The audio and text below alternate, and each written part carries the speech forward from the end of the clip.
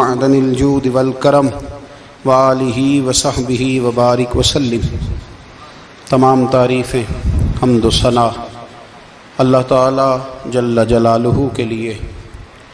زاں بعد درود و سلام نبی اکرم نور مجسم شفیع معظم احمد مجتبیٰ جناب حضرت محمد مصطفیٰ صلی اللہ تعالی علیہ وسلم کی ذات والا صفات کے لیے حمد و صلات کے بعد قرآن مجید نے ارشاد فرمایا الا بذکر اللہ تطمئن القلوب، فرمایا خبردار ہو جاؤ اللہ کے ذکر میں ہی دلوں کا اطمینان ہے، اللہ کے ذکر میں دلوں کا چین ہے۔ لوگ بہت سارا مال، بہت ساری دولت، بہت ساری عقل اور بہت سارا شعور ہونے کے باوجود بے سکون ہیں۔ جس چیز نے زمانے کو تکلیف میں مبتلا کر دیا ہے اور جو چیز ڈھونڈنے سے نہیں ملتی وہ اطمینان ہے، وہ قرار ہے۔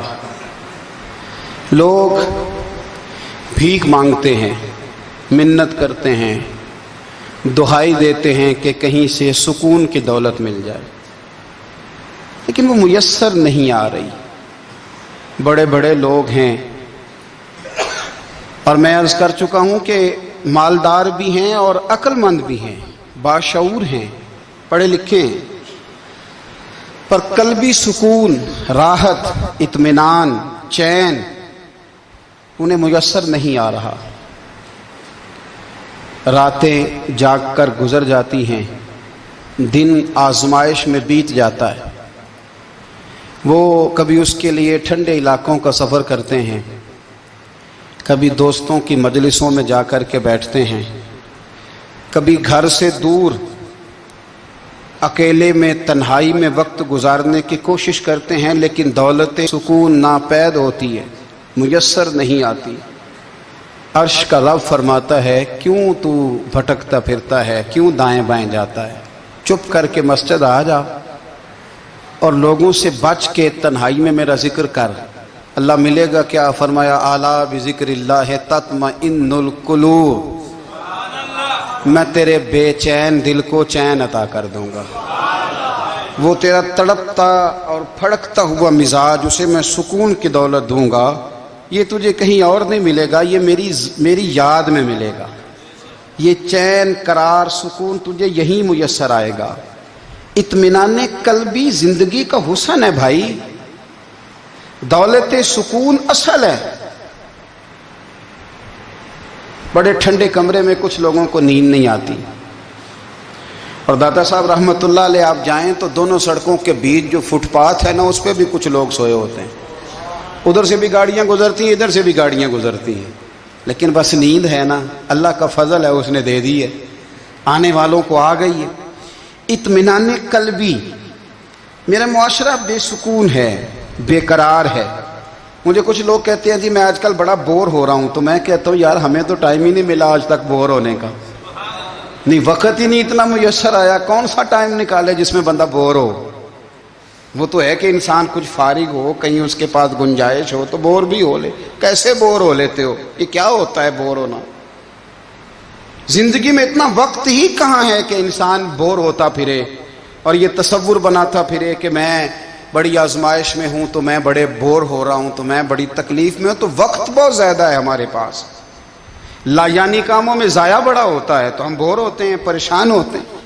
اللہ فرماتے ہیں یہ جو میری یاد ہے نا، لیکن اس کا بھی ایک طریقہ ہے یاد کا، اس طریقے سے اگر میرے رسول کریم علیہ السلام نے فرمایا اللہ کا ذکر اس طرح کرنا کہ دیکھنے والا تمہیں دیوانہ سمجھے،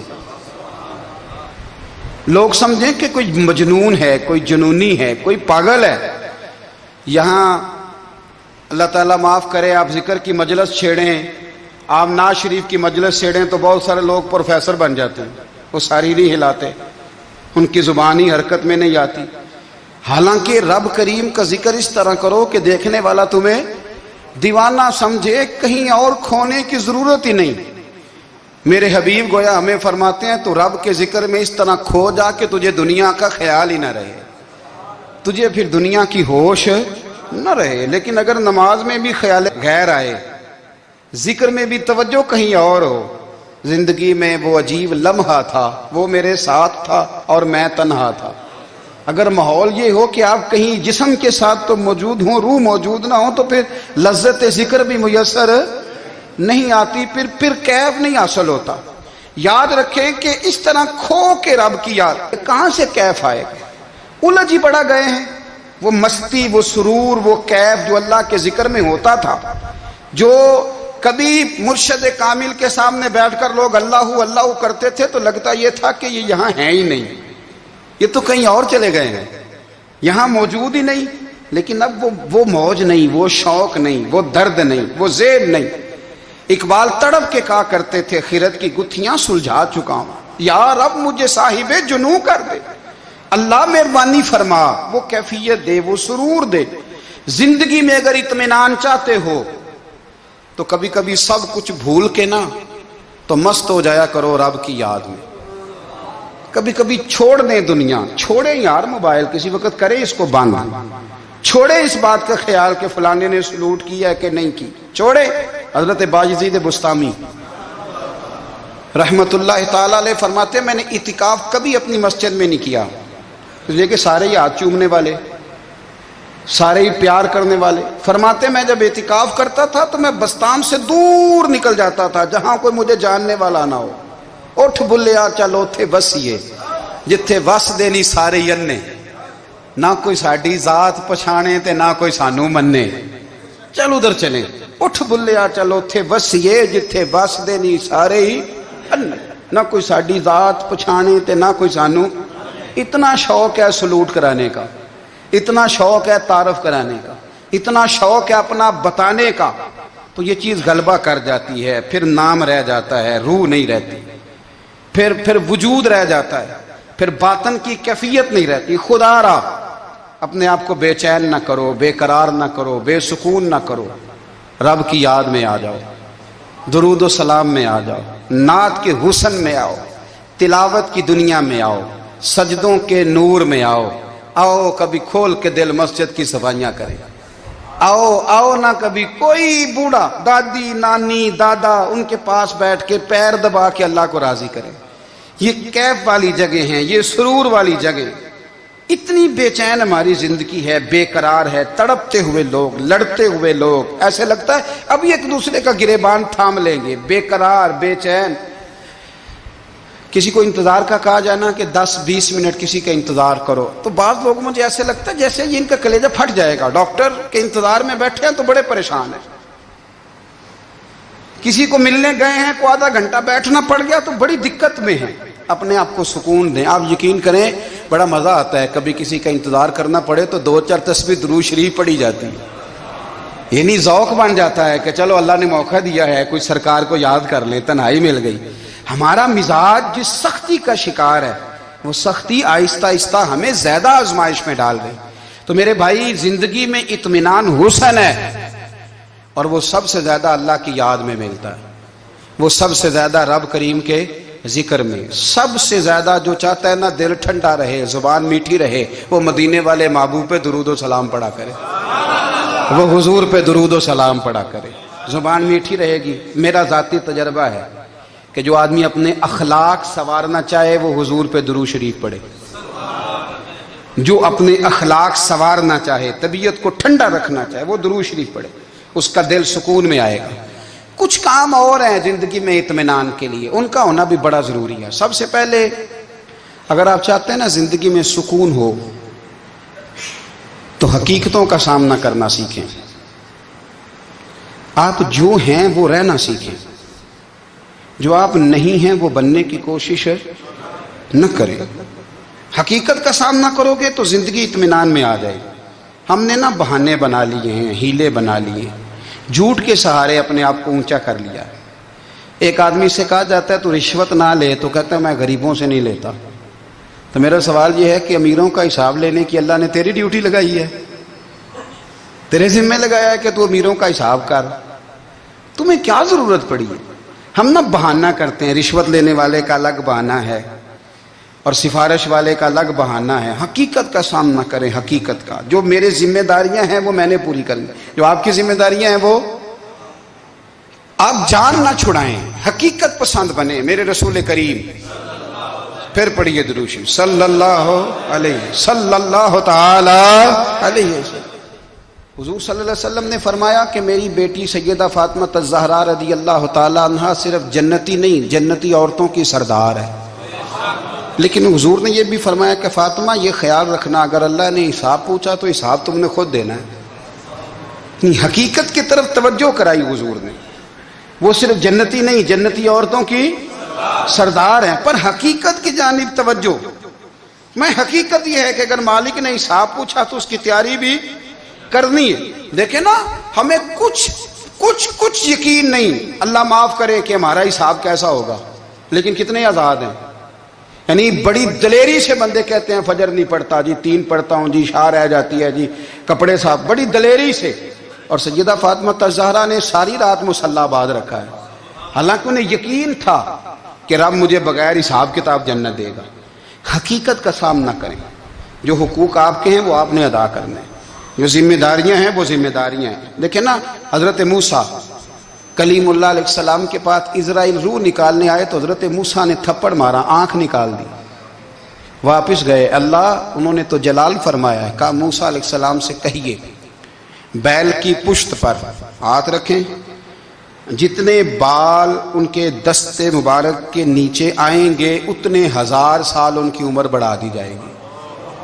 یعنی میرے کان میں کوئی بتا دے کہ جناب 60 سال بڑھ گئی, کیا آپ کے کان میں کوئی کہہ دے تو خوشی ہوتی ہے کہ نہیں؟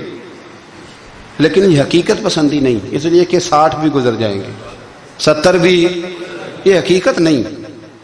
حضرت موسیٰ کلیم, چلے میں مثال دیتا ہوں, سمجھ لے 10 بال, حالانکہ بہت زیادہ آتے ہوں گے, 10 بال اگر حضرت موسیٰ کے ہاتھ کے نیچے آئے تو 10,000 سال تو عمر بڑھ گئی نا. 10 یعنی 10 سال نہیں, 10 100 نہیں, 10 بہت زیادہ تھی نا. تو حضرت موسیٰ کلیم اللہ علیہ السلام سے آ کے عرض کیا گیا, حضور بیل کی پشت پر ہاتھ رکھیں, جتنے آپ کے ہاتھ کے نیچے بال آئیں گے اتنے 1000 سال عمر بڑھ جائے گی. تو حضرت موسیٰ نے حقیقت پسندی والی بات کی. فرمایا پھر کیا ہوگا؟ 10,000 سال کے بعد پھر کیا ہوگا؟ کہا حضور جانا تو پھر بھی ہے. فرمایا پھر ابھی چلتے ہیں. اگر جانا ہے نا, جانا ہے تو پھر, اگر جانا ہے تو پھر ابھی. اور سجنوں, اگر نماز پڑھنی ہے تو ابھی کیوں نہیں؟ اگر داڑھی رکھنی ہے تو پھر رمضان کا انتظار کیوں کریں, ابھی کیوں نہیں؟ اگر سچ بولنا ہے تو پھر, اگر رزق حلال کھانا ہے تو پھر انتظار کا ہے. حقیقت ہوتی ہے, بہانہ ہوتا ہے. حقیقت چھپ نہیں سکتی بناوٹ کے اصولوں سے, کیونکہ خوشبو آ نہیں سکتی کبھی کاغذ کے پھولوں سے. یہ بات یاد رکھیں. اگر جانا ہے تو حضرت کلیم فرمانے لگے پھر 10,000 سال کے بعد بھی جانا ہے تو آج بھی. ہمیں بے قراری زندگی میں اس لیے کہ ہم حقیقت پسند نہیں, ہم بہانوں میں, ہم ہواؤں میں جیتے ہیں, ہواؤں میں, خیالات میں زندگی گزارتے ہیں.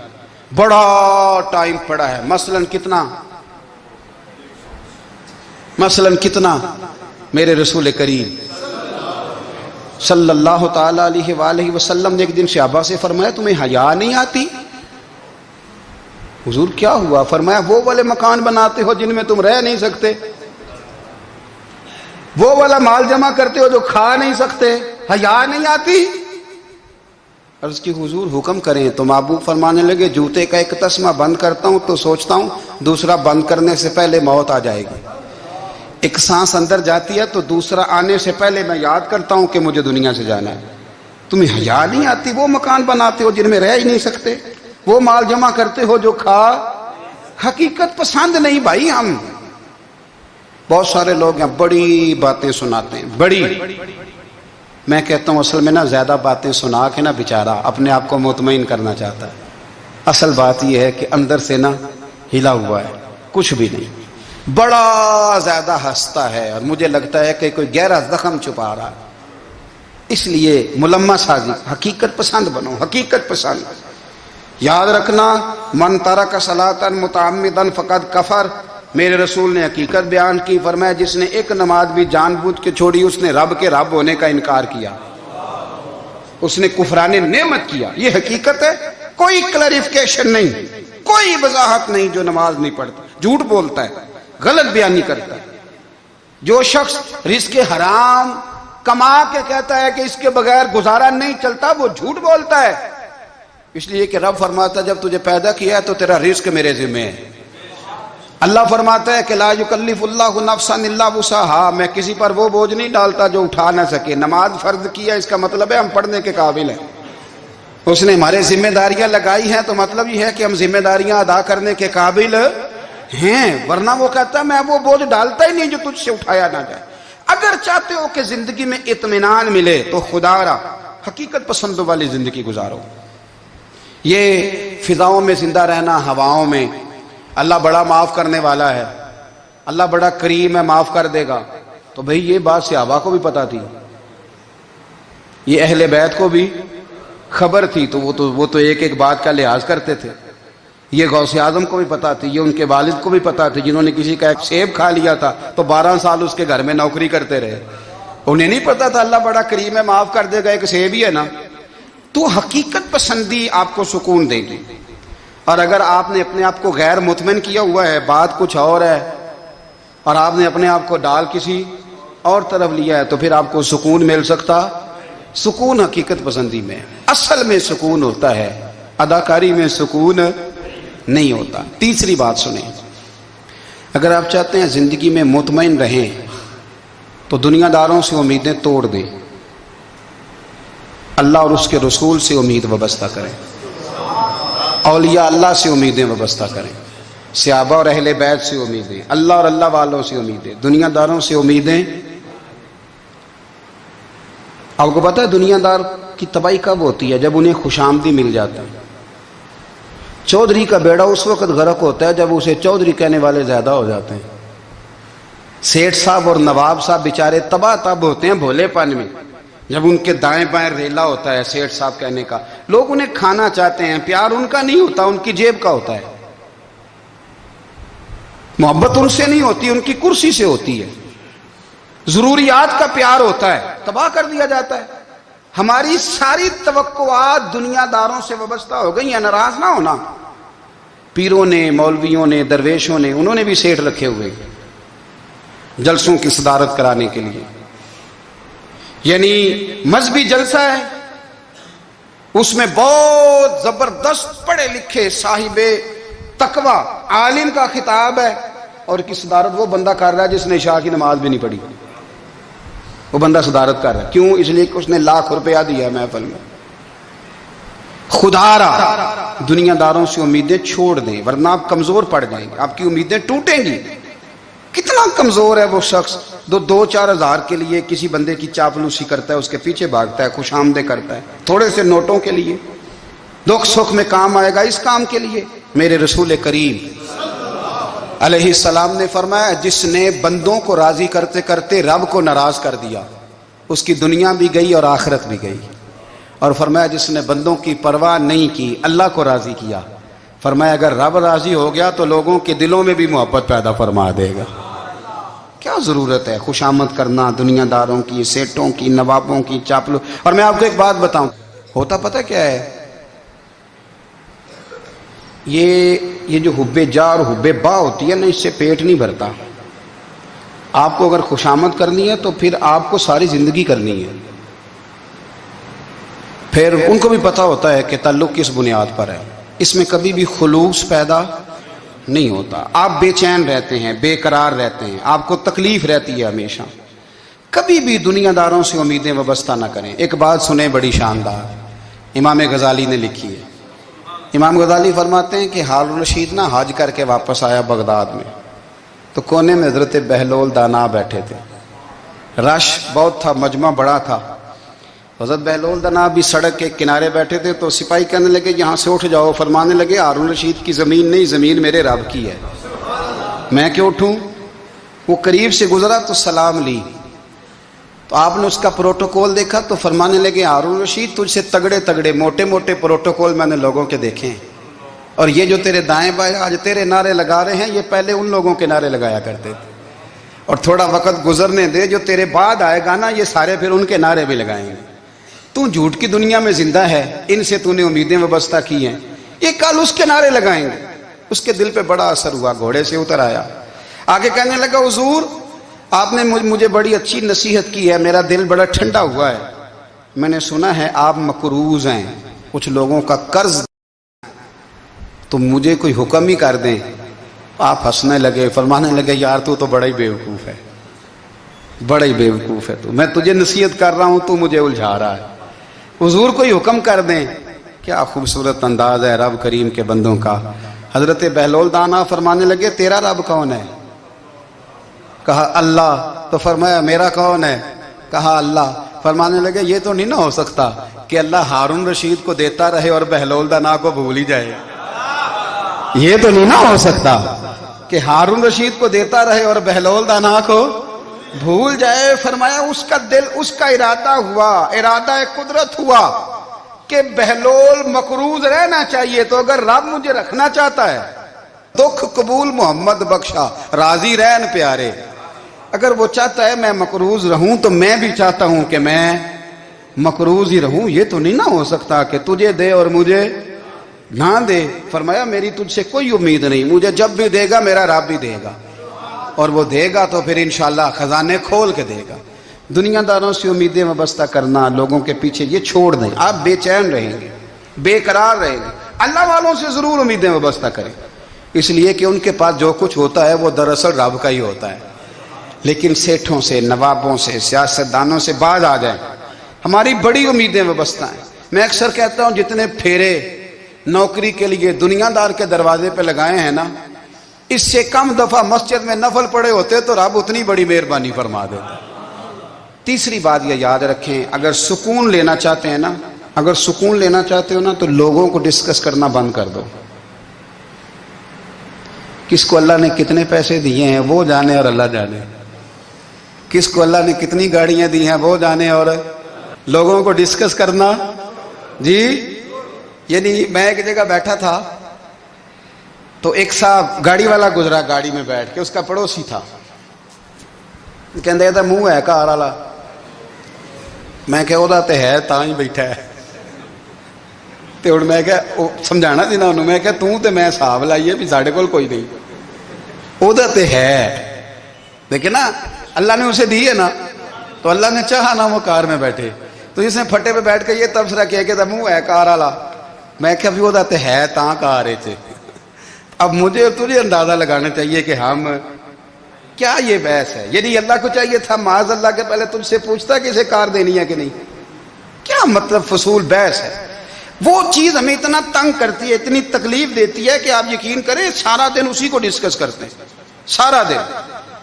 उसके पास गाड़ी है, उसके पास कार है, फलाने का पैसा 1 नंबर है, फलाने का 2 नंबर है, फलाने का 6 नंबर है। असल बात के अंदर हसद है, इसको निकालो।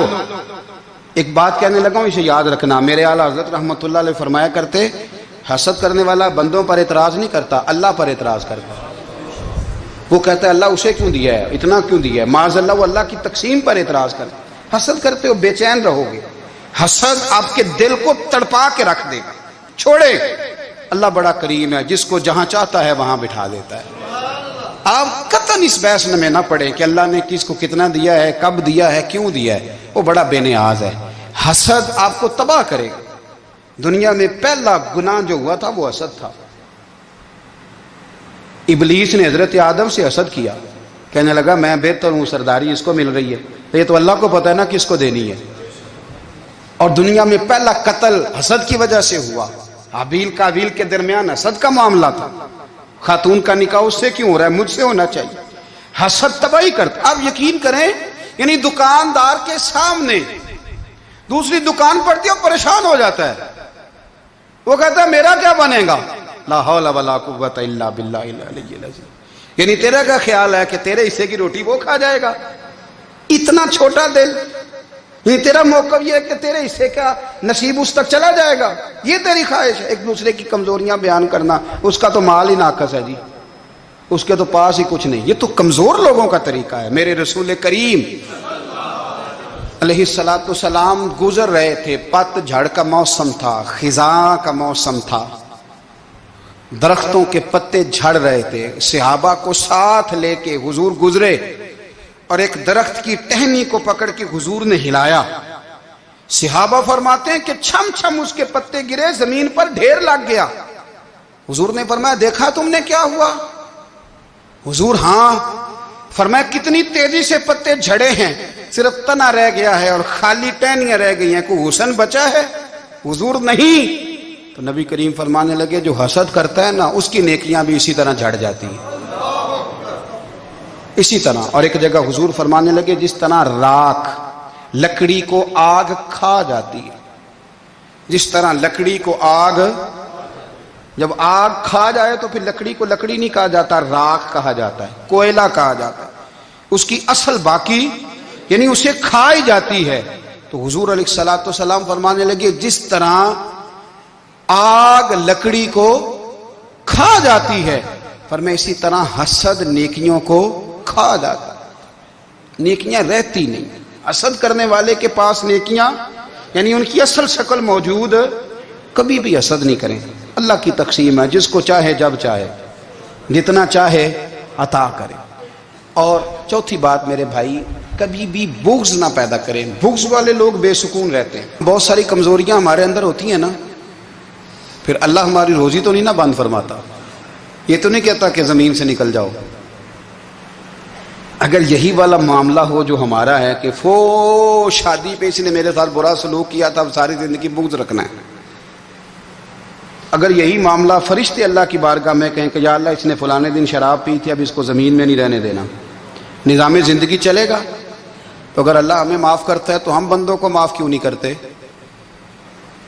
آپ یقین کریں اتنی لمبی عداوتیں, اتنا لمبا حسد, اتنا لمبا بغض, اتنا لمبا.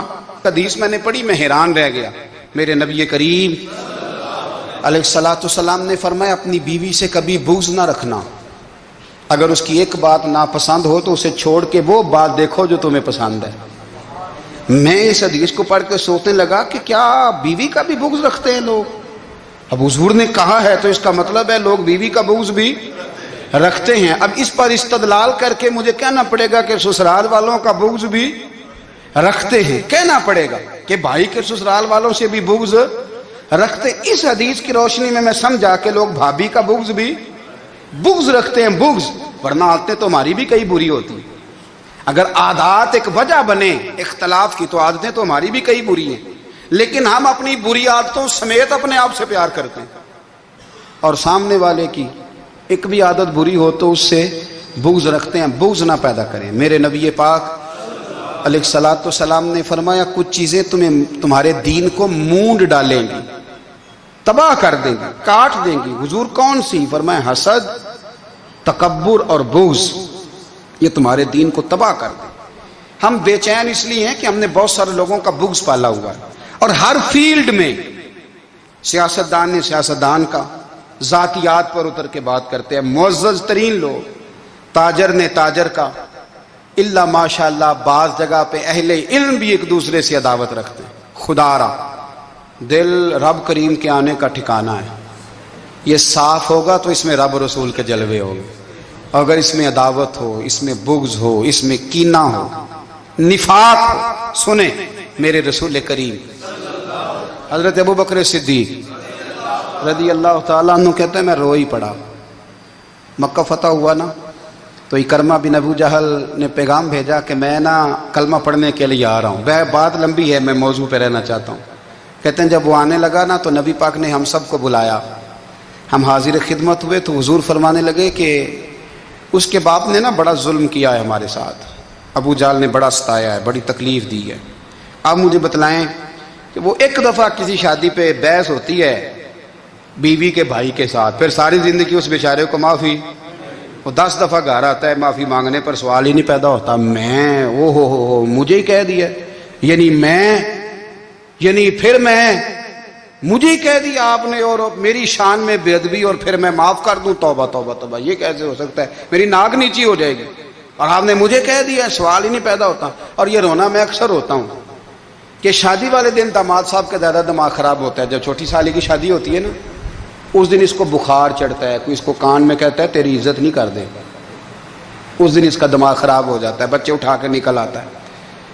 وہ بیچارہ سسر منتیں کر رہا ہوتا ہے کہ تیری مہربانی آ جا، یہ عزت کرا رہا ہے۔ تو میں نے کہا احتجاج کر کے جو عزت کرائی جاتی ہے وہ عزت نہیں ہوتی۔ ہاں یہاں مانگ کے عزت لیتے ہیں لوگ، یا احتجاج کی کوئی عزت ہے؟ آپ کے اندر کمالات اتنے ہوں کہ آپ کی عزت کرنے کو دل چاہے، یعنی مزہ آئے، یعنی لطف آئے، یعنی آپ دور بیٹھے ہوں تو کسی کا دل کرے آپ کو اسٹیج پہ بلانے کے لیے۔ یہ کیا بات ہوئی کہ چھائے جانا اور بھاگ کے آگے جانا؟ ان سے نکلیں۔ اکرمہ بن ابو جہل کلمہ پڑھنے کے ارادے سے آ رہے ہیں، حضور علیہ السلام نے صحابہ کو بلایا۔ کتنی زیادہ دعوت رکھی جا سکتی تھی معاذ اللہ؟ کب سے وہ چلا تھا ظلم کرنے، اور اس کے بعد اس کا بیٹا شروع ہو گیا۔ کتنی باتیں تھیں جو ناقابل معافی تھیں، پر کریم رسول نے ہمیں بتلایا ہے کہ سکون والی زندگی کہتے کس کو ہے۔ جب سب لوگ جمع ہو گئے تو حضور نے فرمایا بھئی وہ کلمہ پڑھنے آ رہا ہے، اس کے باپ نے ظلم بڑے کیے ہیں، پر میری نصیحت یہ ہے کہ اس کے سامنے اس کے باپ کو کوئی برا نہ کہے، خبردار کوئی اس کے سامنے کوئی بات نہ کرے۔ اب وہ کلمہ پڑھنے آ رہا ہے، مطیع ہو کے آ رہا ہے، بان کے آ رہا ہے۔ کہتے ہیں اللہ کے رسول نے نا کافی دیر تک خطبہ دیا، بریفنگ دی، بات سمجھائی۔ جناب صدیق اکبر کہتے ہیں میں رو پڑا۔ ایک صحابی مجھے کہنے لگے تمہیں کیا ہوا؟ تو میں نے کہا میں مصطفیٰ کی رحمت پہ رو رہا ہوں۔ دیکھو کن کے لیے حضور گراؤنڈ بنا رہے ہیں، اے دیکھو کن کے لیے حضور تیاری کر رہے ہیں، جنہوں نے ساری زندگی دشمنی کی۔ خدا را یہ اندر سے عداوتیں نکال پھینکو۔ او بھائی اتنا تو لمبا ٹائم ہی کوئی نہیں، اتنا تو وقت ہی کوئی نہیں، اس کو صاف رکھو۔ بندہ کوئی کر بھی گیا تو کوئی حرج نہیں، چنگی مندی سجنا کولوں 100 واری ہو جاندی، یار یاراں دا گلا نہیں کر دے۔ اصل پریت یار یاراں دا جڑا گلا کردا جے یار نہیں جی ہوندا۔ ہاں پکی بات، پکی پیڑی۔ میرا ایک سنگی مجھے آ کے آنے لگا فلانی جگہ بندہ یہ بات کر رہا تھا، میں کہ تو اوتھے ہی سے سوندا سے تم ہی نال ہی سے، میرا تو سجن بات سن ہی نہیں سکتا۔ چنگی مندی سجنا کولوں 100 واری ہو جاندی، یار یاراں دا گلا نہیں کر دے، اصل پریت جنہ دی۔ ہاں جو بندے پھر ہوتے اس طرح کے ان کے لیے بھی میاں صاحب نے کہا ہے، ان کے لیے بھی میاں صاحب نے کہا ہے، ان کے لیے بھی آپ نے بات ارشاد فرمائی ہے۔ آپ نے فرمایا چنگا ہویا لڑ نیڑیوں چھٹا، کتے عمر نہیں لنگی ساری، بے قدراں دی یاری کولوں توبہ لکھ لکھ باری۔ او چنگا ہویا لڑ نیڑیوں چھٹا، کتے عمر نہیں لنگی ساری۔ جو اس طرح کا تھا نا شکوے کرنے والا، بغض رکھنے والا، فرمایا بے قدراں دی یاری کولوں توبہ، یعنی لاکھ تے لاکھ کنے ہو گئے، یعنی 2 لاکھ باری توبہ کی تھی انہوں نے، گنی نہیں جا سکتی جتنی میاں صاحب نے توبہ کر دی۔ بے قدرے دوست، بے قدراں دی یاری کولوں توبہ لکھ لکھ باری، چنگا ہویا لڑ نیڑیوں چھٹا، کتے عمر نہیں لنگی ساری۔ تو مہربانی کریں، ایک تو اگر آپ مطمئن رہنا چاہتے ہیں تو کبھی کبھی نا مست ہو کے ذکر الہی کریں۔